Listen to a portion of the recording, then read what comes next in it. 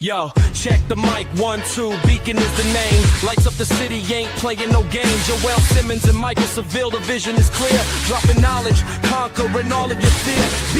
Beacon, that's the sound of the future. The main hosts are here, they built the whole structure. Community strong, we rise from the ground. The Beacon power up, yeah, time to look up.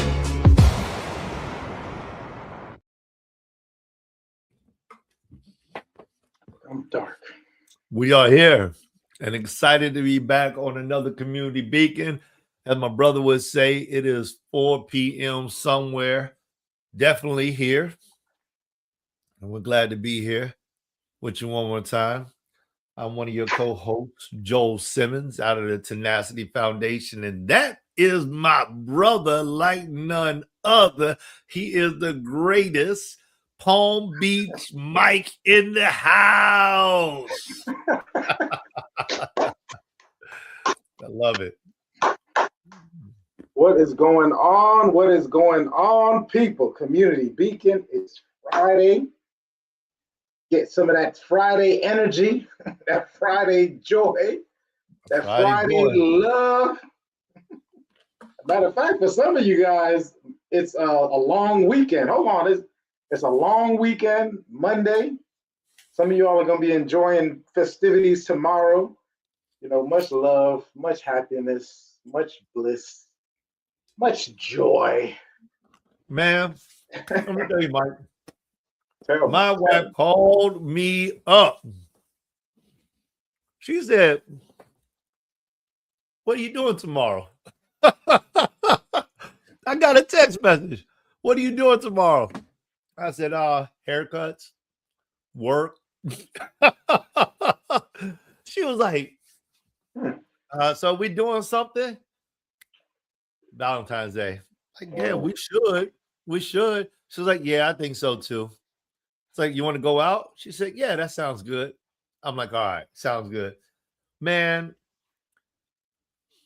some brothers may not have been able to have that type of conversation that I just had with my wife. Absolutely. Because it would have been like, you forgot? It's Valentine's Day. Like, this is the most important day in all of the world. Like, if you forget Valentine's Day, you know, and I'm gonna tell you the truth, it's not that I forgot Valentine's Day. It's that my wife and I are highly productive people. And we don't look to utilize these dates as a way for us to connect. They are a benefit because everything in the whole world kind of slows down in order to manifest this event of some sort or this season. And so it makes it really conducive to just kind of like fall in the groove and just keep going. But we look at things a little bit differently. It's like, okay, listen, I've been challenged a lot. And she's like, yeah, it's been heavy. It's been really heavy lately. And hey, you know what? We need to go ahead and take us a little bit of time. Okay, yeah, you're right. And so that's where we've developed over the time. Mm-hmm.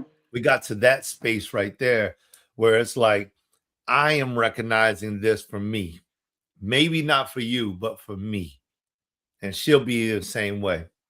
Now, I still do probably about 70% of that conversation initiation, but she is 100% open to when I initiate it to a thoughtful response on how to mitigate it or how to move through it.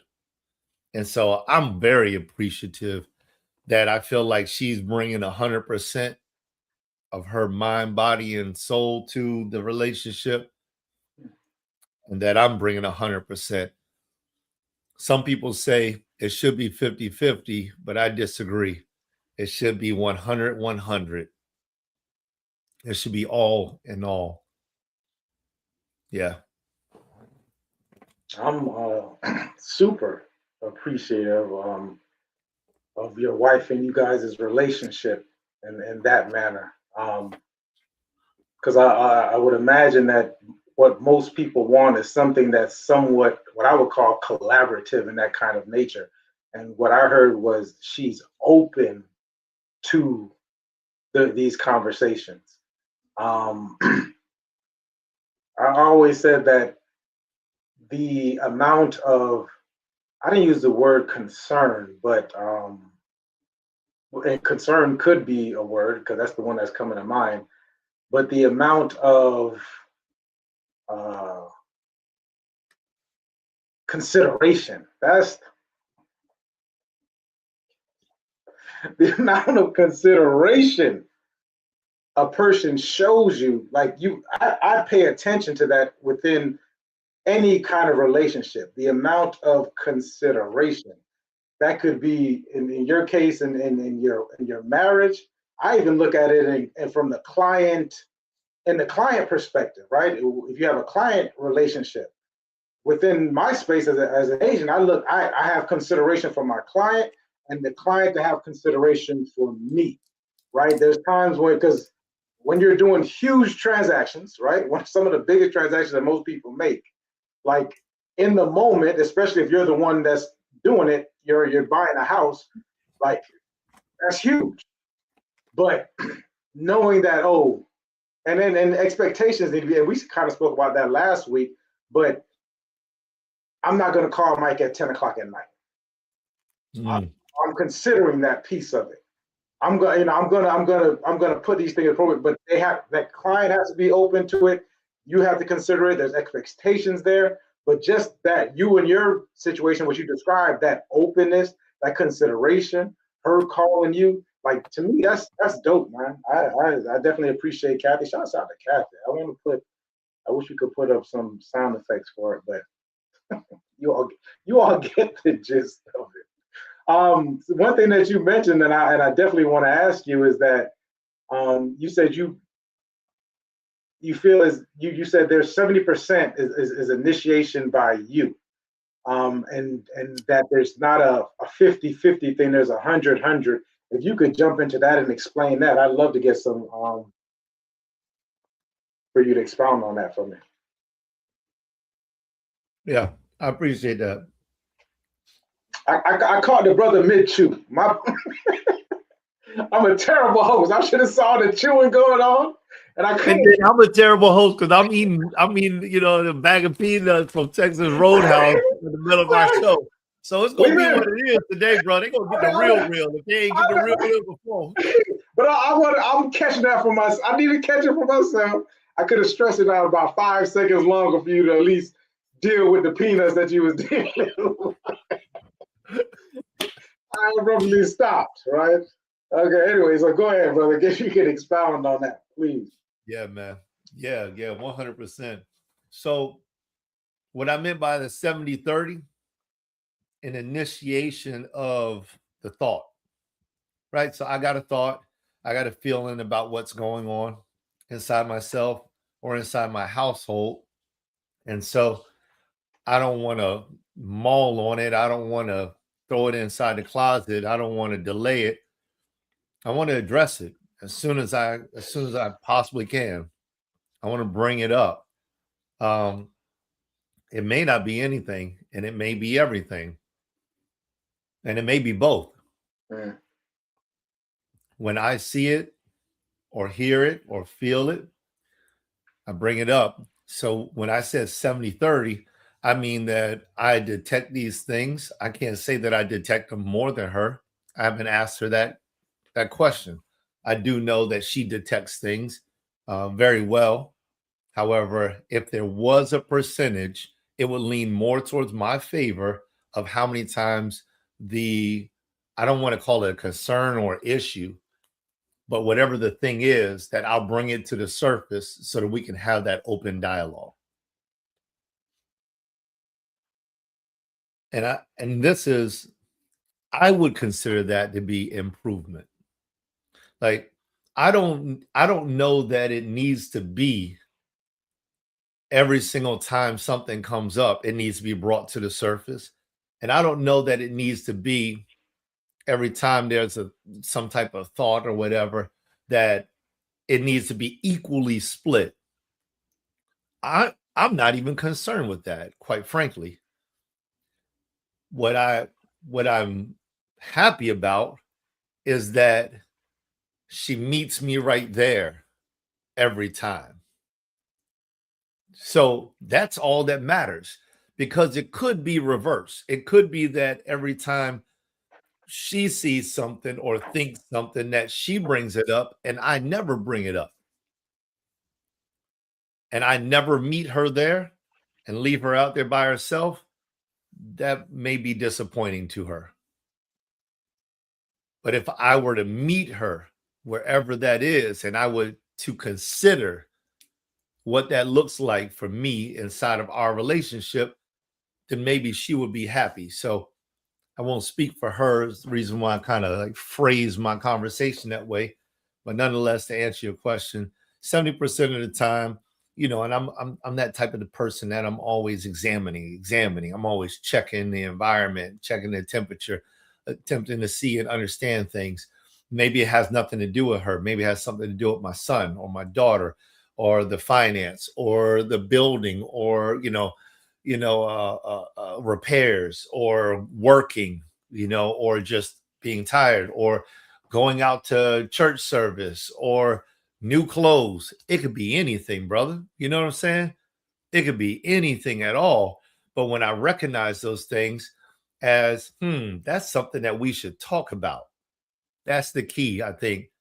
That helps me to take away. It does not have to be concern. That's something we should talk about.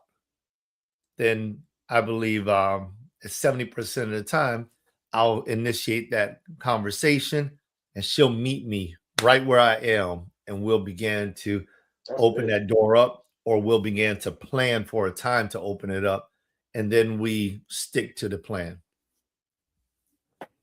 That's that first half.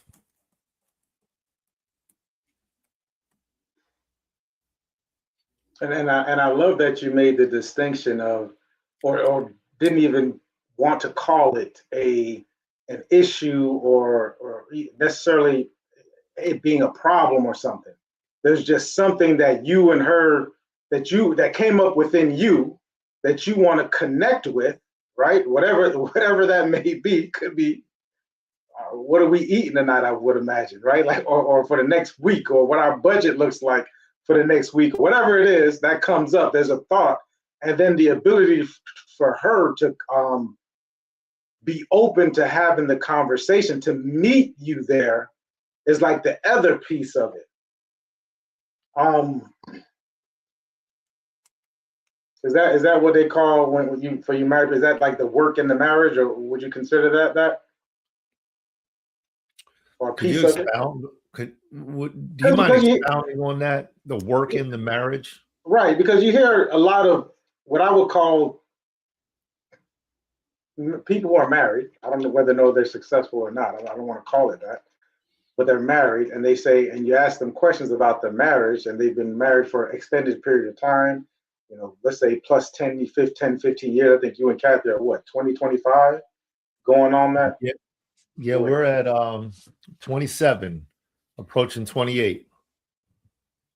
Is that a part of what people call when they say, the marriage takes work, right? Like, I've heard people say that before, use that term, and maybe you can even expound more on that. I know it's not the complete thing, right? Because it's more, I would imagine there's more work to it if work is the case. But that portion of it, and if it is a portion of it, how much does it save work down the long run, or does it, because it almost sounds like it becomes a preventative / maintenance kind of thing when you all are having these different kind of conversations. And I don't want to conflate the two, but maybe I expounded enough. If not, I can do more. No, you expounded plenty. You made it very clear, and you made it very clear from your perspective of the information that you have and how you interpreted that information, or how you saw it or read it. And so it makes it a lot easier for me to understand what you meant by it. And I would have to agree that would be considered part of the work. That is part of the work. And I would say that is part of the work, that if it's left out, you're going to have damages down the road. I had this conversation. I've been having this conversation, a continual conversation for the last few years on a board that I'm on. And we've been discussing these different things. And multiple times I've gone to the board and I've discussed that, we're putting out these fires. And so I made the suggestion that we just like start to do something strategically down the road, 5-year, 10-year, this plan. And this has kind of like fallen by the wayside so many times. So I brought it up again and again over so many years, really attempting to push it forward. When you do something like this, just like a forecast and a business plan, things do tend to adjust because you can only see as far as you can see. Anywhere beyond that, you have no idea what it is. You can only forecast. However, if you forecast certain things, you will find that eventually the day will actually show up where the things that you forecasted and planned for will be today. And when those things become today, the plan has already been put in the process. So you begin to reap the benefits on that day. So even if it's 5 years away from now, you put in the process, hey, you know what? We really need to start I believe that I want to take vacations. I want to go to Rome. I'm talking about a relationship with, my wife or a spouse. And my wife says, we can't afford it. Like, well, why? Well, because I want to do all of this. And you say, well, how much does all of this cost? All of this costs $35,000. It costs $50,000. And I want to be gone for 3 weeks. And the kids have to be so old or whatever that is. You you take the paper out and you just line everything out. 50 grand. This is what I need. 3 weeks, $50,000. And I won't have to worry about a doggone thing. And that's the only time I want to go to Rome. Like, okay, well, can we do that this year? No, we can't afford it. Next year, no. Someone's graduating and someone's doing this, all these things. So you say, okay, well, when do you think we could do it? I don't know. Probably never. And you say, well, hold on. If we were to take $1,000 and put it away per month, how much money will we have at the end of the year? Well, it's $12,000. Okay. If we were to do that for 4 years, how much will we have? $48,000. So then that would mean in the 5th year, we could actually do this. Oh yeah, we could do that. And so it's like we set that up so that 5 years from now, it'll actually work. Now that's easier to do with something that is quote unquote financial because you can read the numbers. How about when we start talking about communication? If my goal is in 5 years to have what I consider, and I can discuss this with my wife, what she and I consider to be a healthy marriage. We put healthy marriage at the top of the list, and then we start writing it down. Healthy marriage means, what does it mean? It means being able to communicate hard things without getting upset.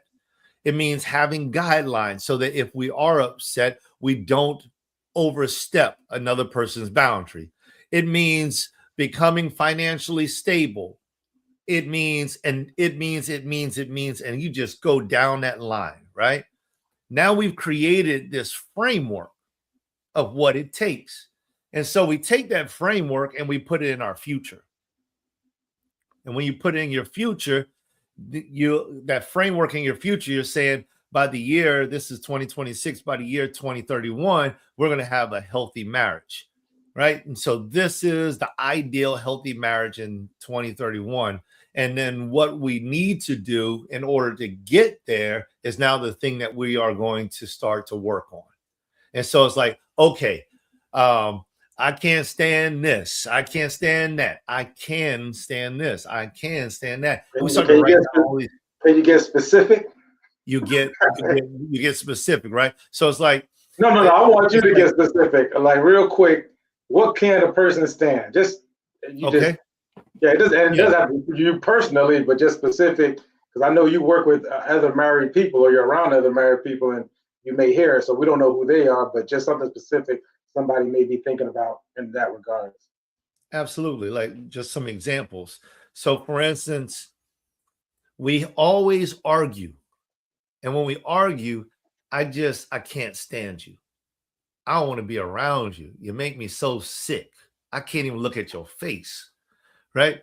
It's like, okay, what can I do that when we get into arguments would give us the space to actually want to be around each other? Well, I don't know. All I know is I need some time. Okay, you need time. What does that look like to you? I don't know. If I could just think for an hour, then I think that maybe I could come back and have a conversation with you. There we go. This now is something tangible that we could actually do. We can, hey, we can set up a word. We can set up a word. Happy, dad, TV, pineapple, canopy, whatever. I get upset. Canopy has rules. It has a framework. If I say canopy, it means I get 1 hour to consider what's going on. You get 1 hour. We're going to come back in 1 hour, unless there's something else that's outside of it, which we would have a redundancy, right? A redundancy. And that would come back in an hour, and we will come back and we're going to talk with each other, because the overarching goal, this is an entire class I teach, the overarching goal is whatever that is, and we want to maintain that. And in this instance, I won't call it an overarching goal, but I'll call it one of the spokes of the overarching goal is going to be the happy marriage in 5 years. That's one of the spokes of our overarching goal, is happy marriage 5 years. And a happy marriage 5 years means that we're not arguing and biting each other's heads off. And that means today, one of the things that we're going to do today is we are going to set up rules of engagement. So if I get angry, I say canopy. When I say canopy, that triggers a behavior. The behavior is I get my time away, you get your time away for 1 hour. And in 1 hour's time, we're going to come back with level heads, and we're going to discuss this thing and work through it. Now, we may need to create a framework for what that looks like, but just taking these things step by step. And it may only be that we leave for an hour and come back. And now we can't keep it. Canopy, we got so many canopies going up. It's nothing but shade in our house. And at that point in time, it's like, okay, we need a second rule for what happens when we come back. Maybe we need to add, I'm not only going to go away for 1 hour, but I'm going to write down what I'm thinking about. And I'm going to bring back what I've written, and I'm going to share what I wrote with you, because maybe I can't speak it in a way that does not offend you. So I'm going to start to go through these different processes to see which process will help us get the advantage on our goal, which is happy, healthy marriage in 5 years. And so we'll just keep building on that. What will happen is you'll end up with a brand new style of living life together. Or as you stated, connection. You'll end up with a brand new way of connection, and you'll begin to separate your emotional, I don't want to call it baggage, but your emotional energy from the things that actually move the needle. You'll have your tangible, you'll have your intangible. And when you separate the intangible, the emotional piece, and you focus on the tangible, the emotional piece will begin to change. You'll be able to find happiness. You'll be able to find joy, because you will not draw from a negative perspective, because the tangible things that you're doing are creating a positive atmosphere. If we were to use negative and positive, by creating the rule and following through, you will create a positive atmosphere, which will have a positive effect on the way you feel about what you're doing. And it will give you the release that will cause you to want to do it again. So this is now behavior modification. Now, listen, y'all, everybody out there, I do not have a degree in this stuff. Okay. I ain't got no degree. So if it starts to sound like this is something that from some doctor, somebody, go look up doctor somebody and check on it yourself. Okay. I'm just telling you, this is what I have gathered from the multitude of relationships that I've worked with, and my own relationship, which has had multiple occurrences of challenges, highs and lows, and what I've learned through my mentors, read through my books, read out of my Bible, got through prayer, and this is the accumulation of those things that I'm working out. So I just want to put that disclaimer out there, because don't be suing me, and don't be suing Mike, because he was on the screen while I was talking this stuff. It worked. As you said, I'm starting to see some content creators put like a disclaimer now, because naturally we've gotten so deep into this content creation and YouTube platforms, and people really speaking opinions and their own experiences and thought processes, and we're bringing this to the forefront, and people are taking a lot of these things and taking it back. Now, the interesting about it to me is that you're speaking in your experience and in this conversation, although you've gotten into depth with it, even that depth is really, it's a generality, right? Like if everyone out there, you all are having, it's the same story, but it's you all are caught. There's specific things that are triggering you or going on in your relationship that you have, and just for you to just take it like that is going to lead to like it's almost like wielding a sword or something, and you don't know how to move this weapon around. So it would behoove you to, if you want to, reach out and get a little bit more clarity on it, right? Or otherwise, you may come up with a moment where you got so deep into it. And hey, and the thing about these frameworks, I'm listening. That's what I hear. I hear a framework. The framework works, but then there's certain intricacies within it. And a lot of people can't take the foundational stuff and the strategic stuff and the tactical stuff, and you think the strategic and tactical things are actually foundational, and they may not necessarily be that, right? You're gonna go home and say canopy and teach this thing about canopy. I'm just using this example, and take it home and say, okay, I figured it out, because this is if you haven't heard stuff like this before, I would imagine it blows your mind, right? It would have blown my mind a while ago, right? And you take it home, and now you say a canopy, and then what you end up doing is you use it as a weapon. I've seen it happen with nonviolent communication, how people use it.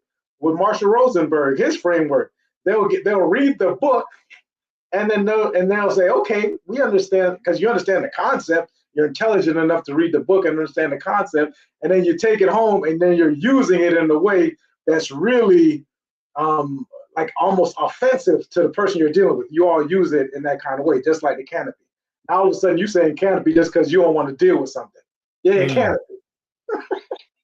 Yeah, canopy. Yeah. I'm back. We have a canopy. And you forgot the part where he said you got to write it down. You go to another step of writing it down, but you ain't saying you forgot that part. You're just talking about canopy and taking an hour and walking away, and really what you end up doing is ruminating and becoming super hyper vigilant around how you can do this thing or get over it or get past. You can bypass it by saying canopy. Oh, once this person calms down, I can bypass it. No, because it's going to happen again. And now the way that we end up using these same systems. So anyways, I'm going to get back to it. Another thing you brought up. That's good. If I can just break in for a moment, that's good. And I'm glad you said every single thing that you just said. Every single thing. because I oppose. I don't oppose. I just understand that when we get online, and I say we, because my next video may be the exact same thing. So I'm saying we, when we get on these reels and we're like, I'm going to teach you 3 things. I get it. Just people understand that when we as content creators and as thought leaders, we understand in telling a story or in delivering a message that people can only hold so many ideas inside their mind at one time. So when we say 3, it doesn't mean that this 3 is everything. And so like what you just said, Mike, about how those 3 things or that one thing that you just heard me talk about, canopy, may not be the foundational thing. That may be the thing that comes after the thing that came after the first thing. But you got to get in touch with me or get in touch with Mike or get in touch with that individual. The reason why they can say these 3 things, it should be because they have a wealth of knowledge, and you just happen to catch this 1 60-second blip that tells you it's a good time to give them a phone call, right? I'm gonna tell you what, it actually worked though. But of course, we have been doing this communication thing for a while. And I remember there was a huge, intense moment I was having with somebody. And I thought about Chris Voss, and Chris Voss has a part where someone asks you a question, and really how you respond is, when you kind of want them to rethink it, is like, well, how do you want me to do that? You know what I mean? And in that moment, I was like, well, how do you want me to do that? You know what I mean? And it worked, but I was aware, like, okay, you just can't be throwing this around willy-nilly, right? If you could, but in that moment, it was like it brought it back, a lot of things back down to levity. I would also advise, if for whatever reason you're intimidated or whatever, let me put it this way: you're going to use some kind of resource within communication, relationships, so on and so forth. It's going to be time invested. It's going to be money invested. It's going to be emotionally invested. There's a lot of things that go along when you're essentially what I would call self-exploration. Some people call self-growth, so on and so forth. Like these are some of the things that kind of move the needle, right? We give out so much information. And not only do we give out so much information, but we actually show you us going through the process. Like it's almost crazy how vulnerable we have been in the past 5 to 6 years. And you can go back and see some show, go back and see some shows just like, but Mike, in 2021, you said this, and now you said that. Yeah. Like this was, we're documenting this journey. So when we start, and now we're at the point where I still think, as far as I'm concerned, because I sat back and I had a laugh at life recently. I was just like, oh, there's so much more to go. Like, yeah. like there's so much more. Like I can go back and read the same book I was reading since I was however old I was, and the book has changed. Mm-hmm. Right? Not the words on the book, not, it's the same book. I've had it for however long I've had it, and I go back and read it and just be like, that's interesting. I never even thought of it this way. Maybe the author was speaking it in this kind of way, but now this is how it resonates with me. So it's just the work after work after work, and we do this every week for about an hour for the most part. We've missed a handful, right? So this is showing you like the time put into it. So when we speak on this framework, it's like I automatically understand what the brother is saying, but I definitely want someone who's catching us now, or say, go back and go check it out, man. Because a lot of what we're doing is really kind of what growth looks like. Like it can be this. It's just a weird way where you're like, okay, I'm out of the forest, and then guess what? And I'm gonna use the same example. We got this 5-year plan, relationship plan. I got this 5-year business plan where this is gonna happen and this is gonna happen, and then boom, something happens. Mm-hmm. Mike Tyson said you get punched in the mouth. That's life. Like you are going to get, I don't care what it is, you can say, I'm not going to tempt this or what. It's something is going to happen that's going to make you say, kind of rethink.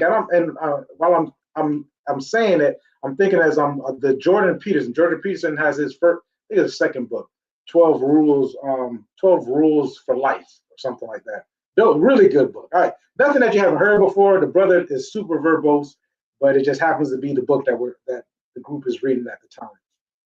And he speaks on that. He's like, we do all of these things because we want our life to be kind of like a stable way. Like we just want it to go a certain kind of way.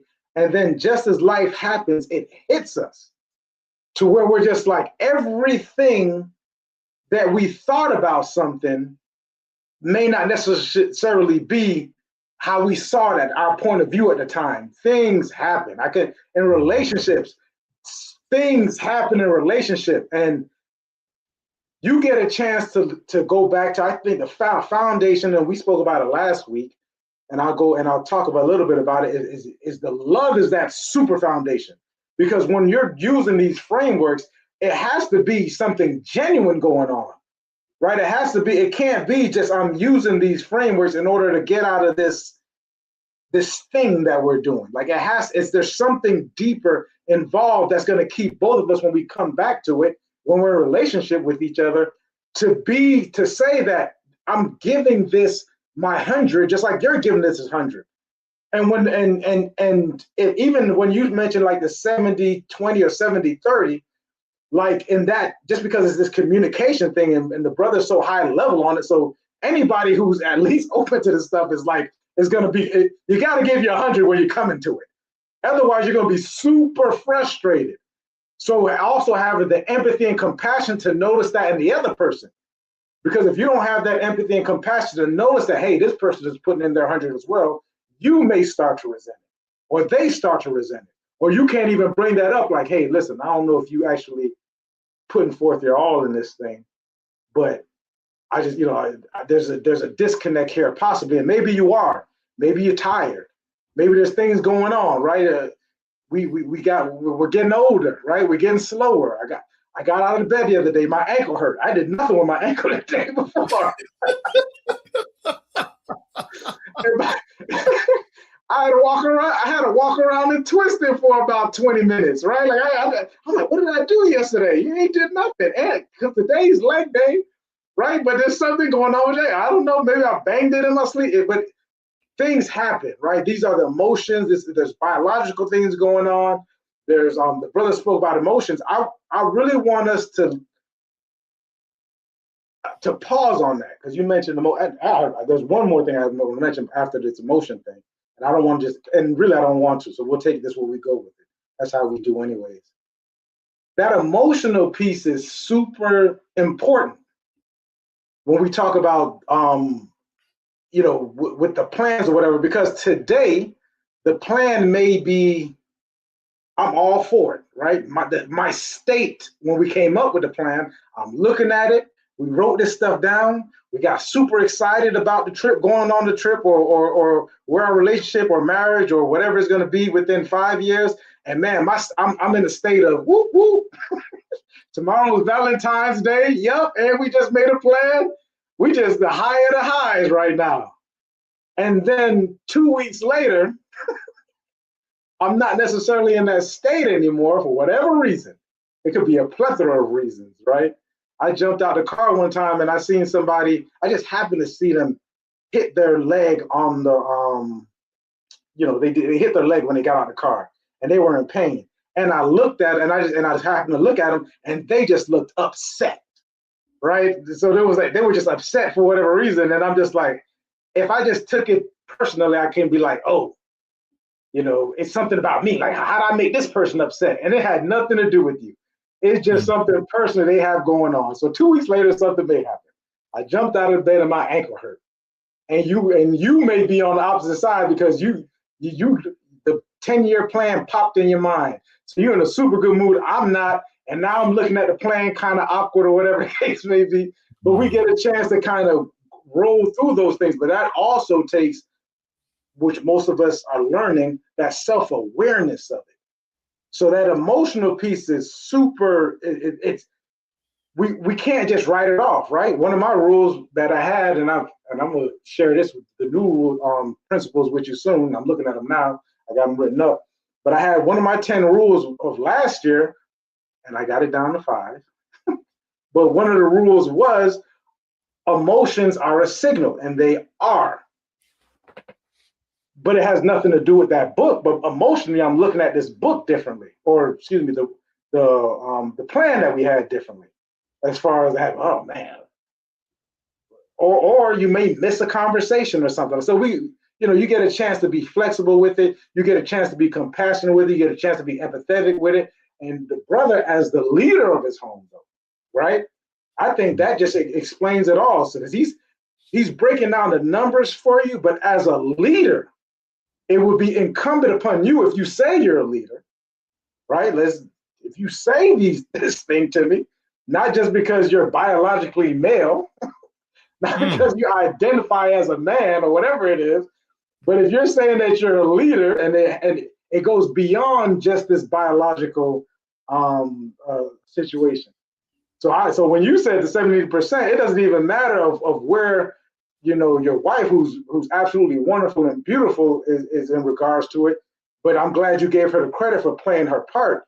But you just haven't already within you saying, man, 70% of the time I'm taking it upon myself to bring this thing up, right? I'm holding space. I'm holding space for her to, whatever the situation she got, I'm open to it. I'm sure she knows, and hopefully she knows, understand that. And I'm speaking in generalities, not for you personally, brother.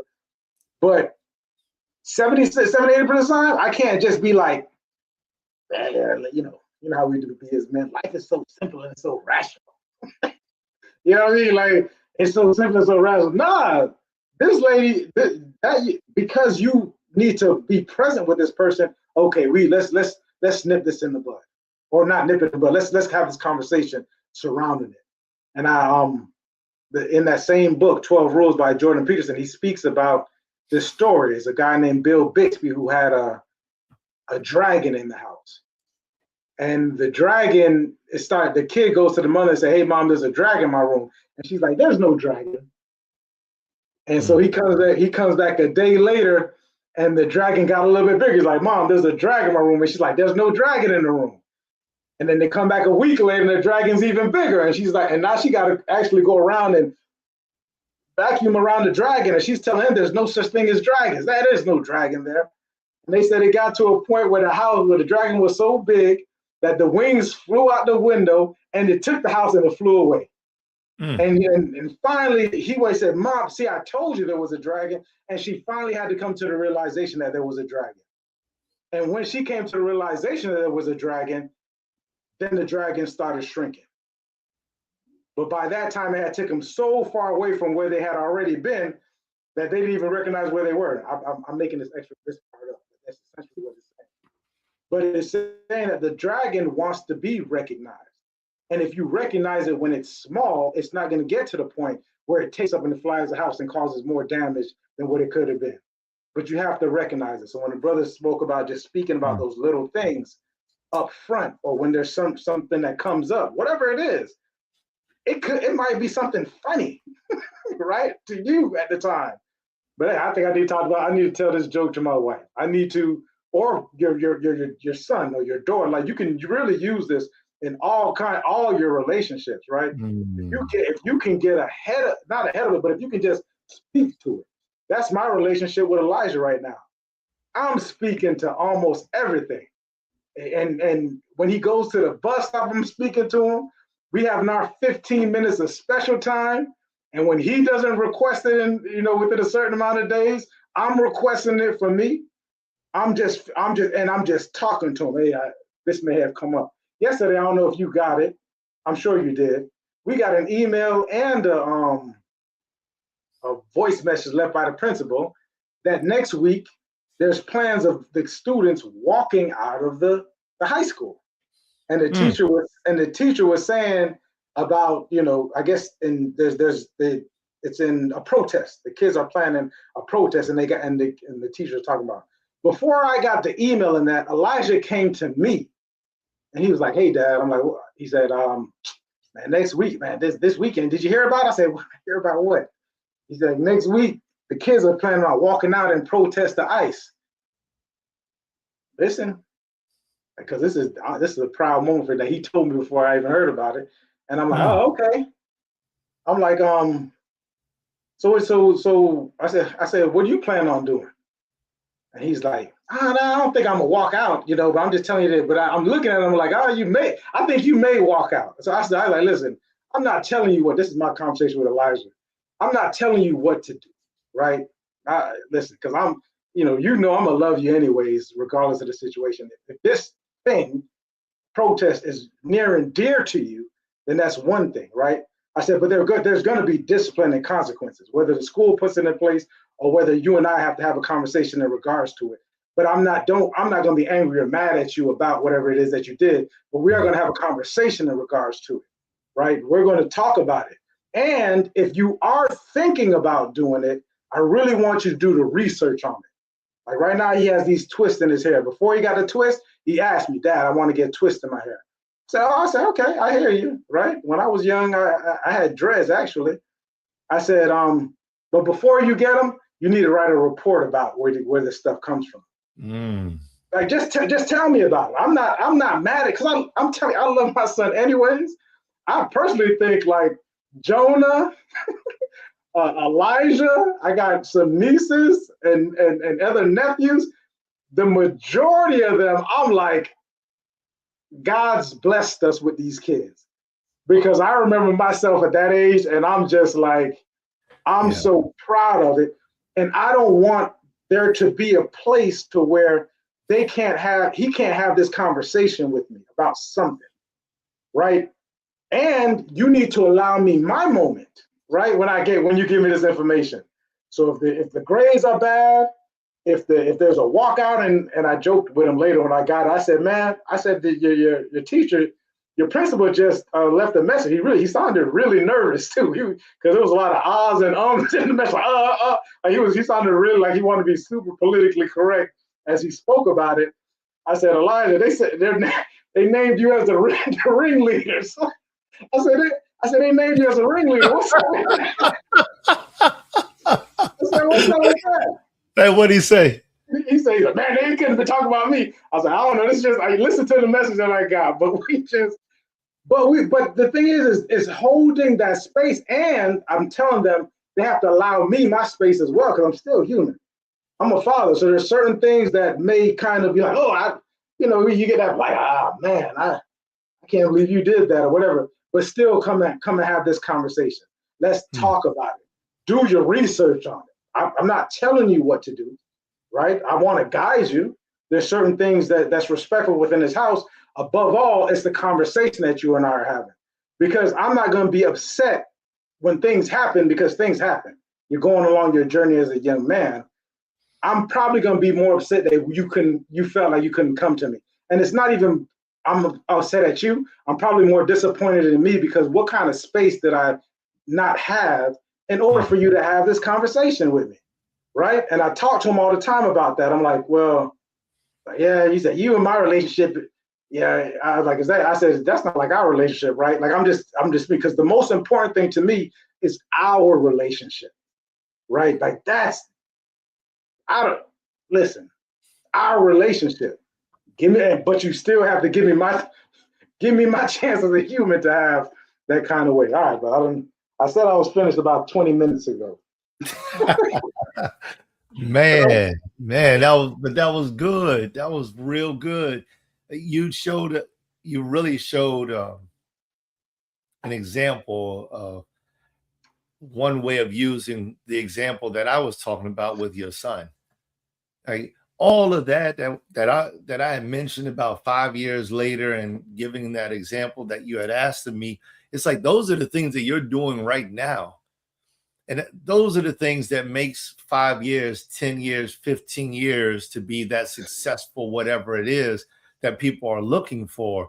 It's like, and you're right. If people were to go back and rewind the tapes, they would find out when you started to do the 15 minutes, right? They would start that didn't just, it's not like, hey, he's always been doing 15 minutes, but now you can hear him casually speak about 15 minutes, or I can hear you casually speak about 15 minutes. But I know that is something that you intentionally put in place. I know that it's something, these conversations that you are having with your son and providing him space, I know that is very intentional. It didn't just like, oh, I just watched a video. You did some research on it. So then when you start talking about the research that you require of your son, you can begin to understand, okay, well, I've done research to come across my thought process. I've thought about it. I've prayed about it. I've done the research. I've read the book. I've watched the podcast or whatever it is. Insert whichever way you get information, right? Right. That's for everybody. However you get your information, and then you took the time to think about it and to make it your own. That's why when you looked up, it's like, so these are like cues. People miss these things, but he looked up. You looked up. It's a little rectangle. So it's just like, I'm looking at him right now, and you looked up. So there's something written there on the wall, right? Those are principles. Why would I put principles on my wall? Why would I put words there? And I was talking with my mother about it. We were inside of PF yesterday morning, whatever the place is, the fitness place. And we're in there and we were talking about the words. It says no judgment zone. Mm-hmm. That is so impactful. It's like, why do people put words on the wall? Well, because if you keep reading the same word, eventually you're going to believe it. You put it there big enough and it stays there long enough, you may actually start to believe it. And the words will create an atmosphere for you. The minute your mind gives that word space in its place, you will create an atmosphere that you feel, in this case, no judgment. Or if your principle's on the wall, that you do that. So it's just, it's something else, because all of these smaller things are the reasons why that you've been applying over X amount of years. It's like the reason why today is working so well. And so when we're talking with people about these different frameworks, when I mention the board, if the only thing that I do is be a fireman and I put a fire out, and I'll always be putting the fire out. This is the reason why fire departments created a prevention department, so that we could start teaching people how to prevent fires. Remember Smokey, I think it was Smokey the Bear. Only you can prevent the forest fire. And then the ads went out about how to stamp out your fire, not to use this, not to do that, how to protect against this, how to protect against that. And all of these things were so the firemen didn't have to come and put the fire out. And so what we're talking about is, like you said it earlier, preventative, not necessarily maintenance, but it's this preventative measure. But it's not just preventative measure, it's developmental measure. And that's when you started to say, you went to the word growth instead of preventive. And it's like, whew, that was a beautiful transition right there. Because what if we stopped trying to prevent the wrong things from happening and we just started to grow the right things? That's big.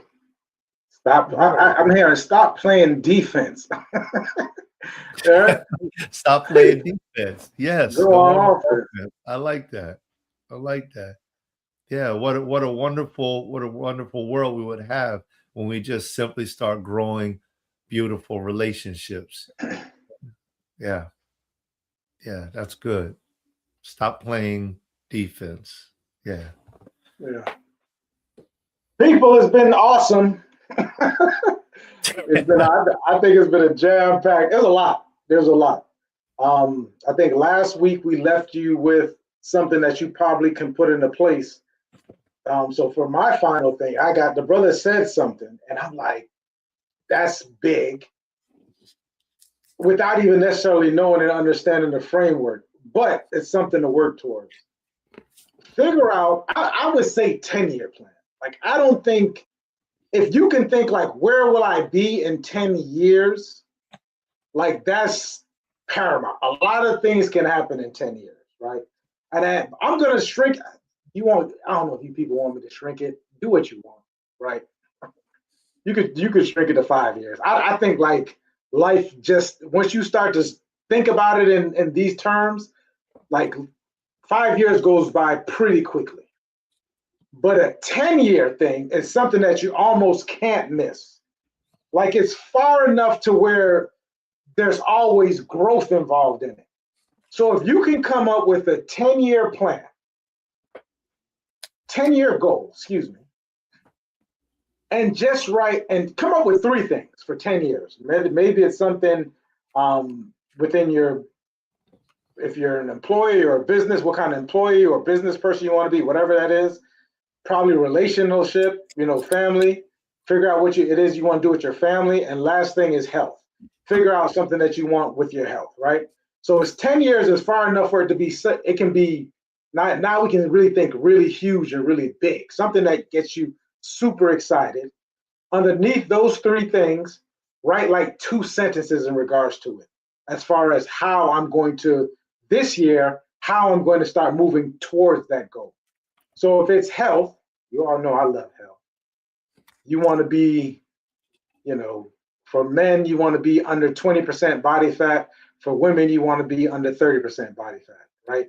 And right now, you're not near it. You're maybe 15% off. Some people is 20, 30% off. I'm not going to read the numbers. I don't want to depress anybody. But you can start to say, okay, this year, I'm going to cut it down at least 3 or 4%. That's super bite-sized. That you don't have to starve yourself. You don't got to do nothing. You got to make probably 1 adjustment. How am I going to make that adjustment? Get excited about it. Maybe I'm going to walk 30 minutes 3 days a week. That's it. Because I'm not doing anything. I'm pretty sedentary at this point. So that's what I say. Come up with those a future plan, 10 years. Up underneath that future plan for 10 years, 2 things that you're going to do this year in order to move it forward. And then you can go back and check on it. But at least there's like a goal, there's hope, there's something to kind of shoot towards in the future. Because a lot of us, we've lost it, right? And my hope for you is while you are doing these things start to adjust and you really start to lean in and you find and lean into whatever purpose it is, right? It's not like I got to figure out what my purpose is. Change 3 things that you think of for the future. And I think over time, this stuff will just come to you. So you're no longer chasing something. You're more so as far as attracting it. That's my thought. Anyway, because I made sure I wrote that down and brought it back.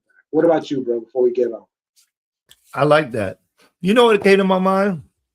When you said what you said was smart. Smart goals. Yeah, specific, measurable, obtainable. I forget the R, but the T is timely. I don't know if you remember it. I don't remember it right now. But the word, the one that I really wanted to focus on was obtainable. Is it reachable? No, obtainable. Smart. A is achievable. Achievable. Okay.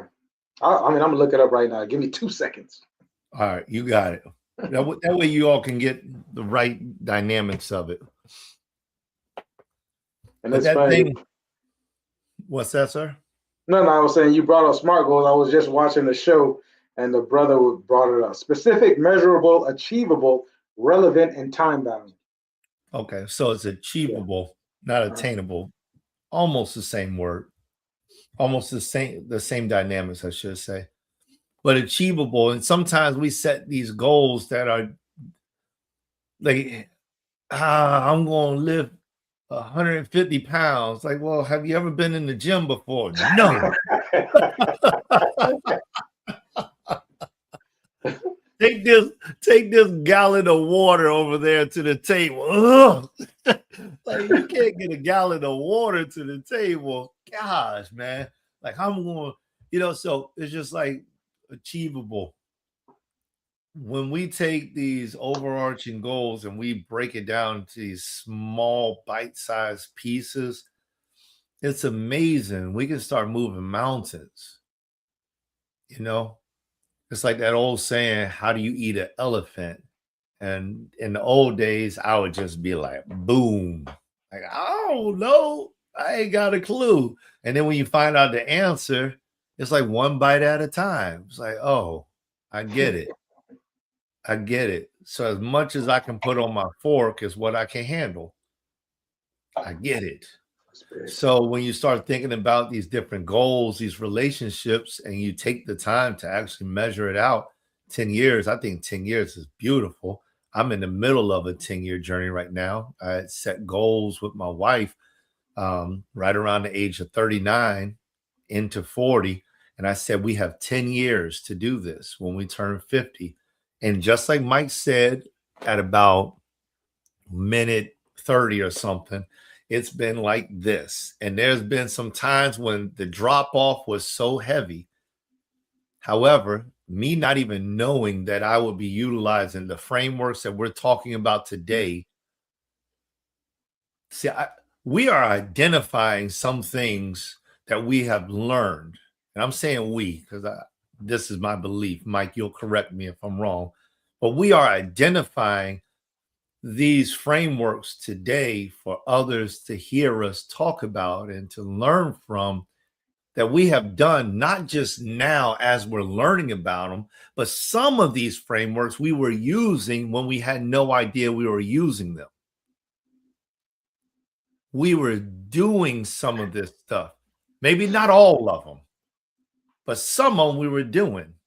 And you could go back and look it up. If you all want to, you can go back and look it up, because when Mike and I first started, we had certain things that we probably leaned heavier on, and that gave us a space of possibly more knowledge, and we were more articulate. And now we've got this, we've kind of spanned out, because we recognize, oh, if you did it in A, you can do it in B as well as C and D and E. Oh man, it's transmutable. Oh, okay. I just need to take the identity of the thing off of it. And now I can use the process on everything. And so the thing that I thought I didn't know, I actually did know. I just didn't know that I could use it for that. And so there's some of these things, it was like that. And so the exploration, the reason why it touched me, maybe Mike, you too, but the reason why some of these explorations touched me so deeply and so quickly was because at some rate, in some place, at some time over the last 25 years, I had learned some bit of it, some piece of it. Somebody had dropped a seed somewhere, and it was just waiting to grow. That's what it was. That's what gives us that connection instantly when you get in front of somebody and somebody speaks, quote unquote, to your heart. It's because there was something already inside of you, not because they planted something. This is my thought process. They can plant something and it can speak to you, but there's so many times when someone says something, it's like, oh, I get it now. Anytime you say, I get it now, what does that mean? It's like, oh, it's because you had a word years ago. So anyway, dealing with the attainable or achievable, I just love that you said, break it down into these smaller pieces, work at it every single day with an expectancy at the end of 10 years for whatever it is. This is your drive. This is your motivator. Understand that as you navigate the space from year 1 to year 10, that there will be some adjustments. Give room for the adjustments, because in the beginning, it may feel more like discipline, like forcing yourself to do certain things. Somewhere in between, it may feel like this is my identity and I just do it because I do it. Somewhere later on, it may be more like, I just love living, and you just do it because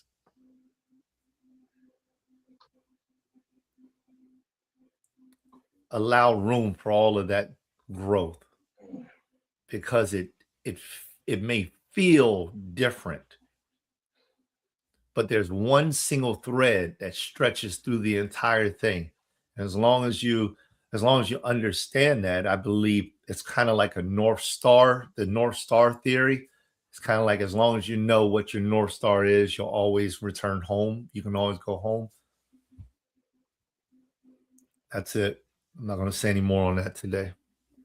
Good stuff, man. People, God, can you get more than that in an hour? I sure wish. Well, maybe I wasn't even. I'm sure I was open to it because we learned a lot of stuff. But this is a dope show, man. It's Friday, guys. Enjoy your weekend. Be safe. Love, peace, happiness, joy, fun. Make it all of that. And we'll see you next week, as long as the God willing the creek don't rise. Peace. Yo, check the mic, 1, 2, Beacon is the name. Lights up the city, ain't playing no game. Joel Simmons and Michael Seville, the vision is clear. Dropping knowledge, conquering all of your fear. Beacon, beacon, that's the sound of the future. The main hosts are here, they built the whole structure. Community strong, we rise from the ground, the beacon power up. Yeah, time to look up.